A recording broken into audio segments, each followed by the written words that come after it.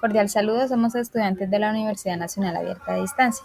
Este video corresponde al curso de Fundamentos de Psicometría, en el cual vamos a explicar las principales fases para la construcción del instrumento psicométrico, haciendo especial énfasis en la elaboración de ítems como elementos esenciales para garantizar la validez y confiabilidad de una prueba. Además, presentaremos ejemplos aplicados al contexto colombiano y pues algunas recomendaciones prácticas para el diseño de un instrumento de calidad. Para empezar, necesitamos saber qué es un instrumento psicométrico. Bueno, un instrumento psicométrico es una prueba cuestionario que utiliza para medir aspectos psicológicos de una persona de manera organizada y objetiva. Esos aspectos pueden ser las emociones, la personalidad, las habilidades, las actitudes o ciertos comportamientos que no se pueden observar directamente, pero que sí se pueden evaluar mediante preguntas bien elaboradas. La psicometría es la disciplina que se encarga de crear y evaluar este tipo de instrumentos para asegurar que sean precisos y confiables, es decir, que realmente midan lo que dicen medir y que, si se aplican en condiciones similares, produzcan resultados consistentes. Por ejemplo, si en una universidad quiere conocer el nivel de estrés académico de sus estudiantes, no basta con hacer preguntas al azar. Es necesario utilizar un instrumento que evalúe específicamente el estrés y otros aspectos, como el cansancio, la falta de motivación o el aburrimiento. De esta manera, los resultados serán más útiles para tomar decisiones y diseñar estrategias de apoyo. Continuando con la exposición, en la primera fase de construcción, fase de diseño, vamos a definir el constructo, la revisión de la teoría y la operacionalización. La definición del constructo. Todo proceso inicia con la definición clara del constructo que desea medir. El constructo representa la variable psicológica de interés y debe estar delimitada contextualmente para evitar ambigüedades. En esta etapa se responden las preguntas: ¿qué se quiere medir exactamente? Por ejemplo, si se pretende evaluar ansiedad académica, es necesario establecer qué dimensiones la componen, tales como preocupación, síntomas fisiológicos o dificultades de concentración. Una definición imprecisa puede generar errores en todas las etapas posteriores del proceso. Una vez definido el constructo, se realiza una revisión exhaustiva de la literatura científica. Esta fase permite identificar teorías, investigaciones previas, instrumentos existentes relacionados con las variables estudiadas. También ayuda a comprender cómo otros autores han contextualizado el fenómeno y qué dimensiones han encontrado relevantes. En Colombia, por ejemplo, el estudio de la salud mental en universitarios ha evidenciado altos niveles de estrés, ansiedad asociados a factores académicos, económicos y familiares.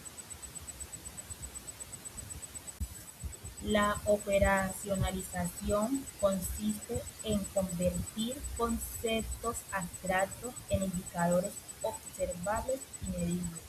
Siguiendo ejemplos de ansiedad académica, podría establecerse tres dimensiones: preocupación cognitiva, reacciones fisiológicas, conductas de evitación. Cada dimensión deberá ser representada posteriormente mediante varios ítems. Ahora veremos la redacción de los ítems. Aquí es la magia del lenguaje, pues al momento de escribir se deben aplicar reglas de oro, como por ejemplo usar un lenguaje claro, directo y adaptado lógicamente a la población objetivo. Debemos evitar las dobles negaciones, como por ejemplo no suelo no ir, y asegurarse de que cada ítem evalúe solo una idea a la vez. Hay que recordar redactar el doble de los ítems de lo que se necesita al final, porque muchos se van a quedar en el camino. Ya para la validación inicial por jueces expertos, el cual es el filtro de calidad, el borrador ha de pasar el escrutinio de los que saben. Hay que reunir un panel de expertos en el tema y en psicometría para que evalúen cada ítem bajo 3 criterios técnicos: claridad, si se entiende; relevancia, si aporta al constructo; y coherencia, es decir, si tiene lógica. Usando herramientas estadísticas como la V de Aiken, se filtran y se dejan solo los mejores ítems. Una vez se supera la validación de los jueces, el instrumento estará listo para la prueba piloto con una pequeña muestra de personas. Es ahí donde la matemática y la estadística entran a confirmar la confiabilidad, la estructura interna de tu test. Ahora sí, entrando un poquito en el contexto frente a la revisión y el pilotaje, se aplicará una prueba piloto con un grupo de personas de características similares. Recordemos que este pilotaje nos va a permitir identificar algunos problemas, como cuáles son la compresión del ítems, el tiempo de aplicación, las instrucciones confusas y los errores de redacción. Si varias de las personas, o algunas pues, entienden la pregunta de manera diferente, es importante la revisión para su debida modificación antes de aplicar la definitiva. Luego de recopilarse la información, se realiza un análisis estadístico para evaluar el comportamiento de los ítems y la calidad general del instrumento. Dentro del análisis puede ser frecuente encontrarse como los índices de discriminación, correlación de ítem, consistencia interna y en el análisis factorial. Si algunos ítems presentan bajo desempeño, estos pueden modificarse o eliminarse con el fin de que se pueda garantizar el instrumento para que así se mida de una manera precisa y consistente. Vamos a dar un ejemplo práctico. Tenemos un grupo de psicólogos que van a realizar una escala de evaluación emocional a los estudiantes de la UNATA. Recuerde que esto entrará con unos criterios. ¿Qué se pretende dentro de esta escala? Primero, mirar la satisfacción estudiantil, las relaciones interpersonales y el manejo de las emociones. Se desarrollará unos ítems. Estos ítems entrarán a una evaluación con expertos. Se aplicarán las pruebas pilotos y se analizarán los resultados. Si estos resultados cumplen con todas las etapas, se dará por definido que cumple con todas las bases científicas para su debida aplicación. Un aspecto muy importante en psicometría es la adaptación cultural de los instrumentos.